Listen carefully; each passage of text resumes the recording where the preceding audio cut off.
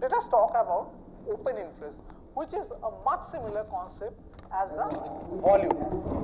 So when we are talking about open interest, we should remember that it is a concept that is related to derivative market, because in India, in cash market, we can buy a share and keep it for several days, but we cannot sell a share and buy it back after few days if we are not having the share. We can't short sell a share if we are not having that share. So the concept of open interest is only in the case of derivative. Suppose Nifty is the index. So there are index futures. So suppose I sell a Nifty future and you buy a Nifty future. So open interest is open in the market, one lot, it is there, right? So let us understand the concept of open interest with an example. Suppose there are 4 participants in the market, A, B, C, D. Now out of them, A and C buy Nifty and B and D sell Nifty, both one lot. So at the beginning, if A buys from B and B sells, and similarly C buys from D and D sells, one lot each, an open interest of 2 is created in the market. Now A is having a long position, B is having a short position, C is having a long position, D is having a short position. Suppose on the next day, the participants, 2 of them, that is A decides to square off and simultaneously D decides to square off. What is squaring off? Reverting your position. So A would now square off his long position and sell, and D would square off his short position and buy. So A and D squares off their position, not necessarily with the person they actually sold, because B and C have decided to remain with their positions.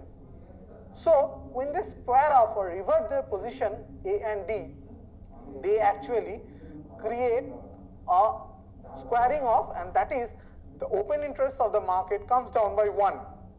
Now the open interest is 1. Now suppose in this condition there is a third player, that is E. Now E enters the market. Now C is having a long position and D and B is having a short position. Now C sells his position and E buys. Now B is having a short position and E is having a long position.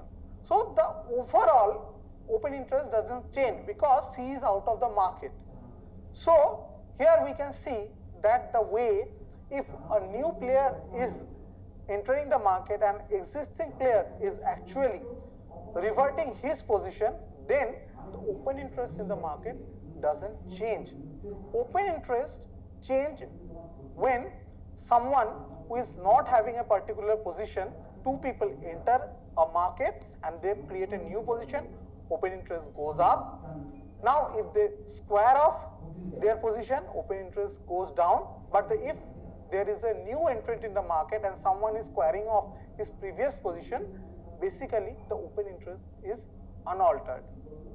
Now as we have understood the concept of open interest, let us now understand that if the price is going up and a lot of people are opening their positions, like a lot of people are buying and simultaneously a lot of people are selling, then the open interest in the market has increased.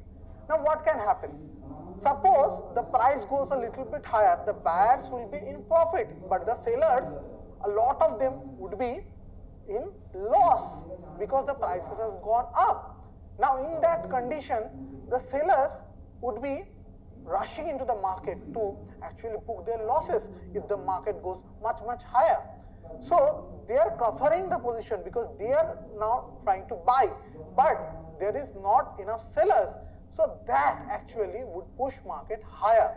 Similarly, the downside, if the market is going downside, the buyer would be in loss. So they would actually be forced to book their losses and they would be looking for sell but there won't be a lot of buyers. So in that conditions, the market would go down much more. So having a high open interest with a particular price move increases the possibility that the particular move would continue or intensify. Suppose there is certain amount of open interest in the market. Now the open interest of the market as the price go up reduces. What does that mean? That those who were long and those who were short are squaring off their positions. So there is a possibility that the up move may stall. Similarly, in a down move, if the open interest goes down after a certain bit of down move, the possibility is that people have exited the position. So the compulsion to square off from their position will be much lower. So there is a possibility that the price trend may reverse or the price trend may pause. Now again, like volume, open interest in itself is not a particular value that we are concerned with. We are more concerned with the open interest compared to previous few days. And if open interest is going up or open interest is going down, that actually make us more interested in the market, that what is going to happen in the market. And again, like the volume, as you can see in the Nifty, that the open interest is plotted as a subgraph. So that is all about volume and open interest that we wanted to discuss at this point of time. Thank you for watching the video. Meet us in our next video.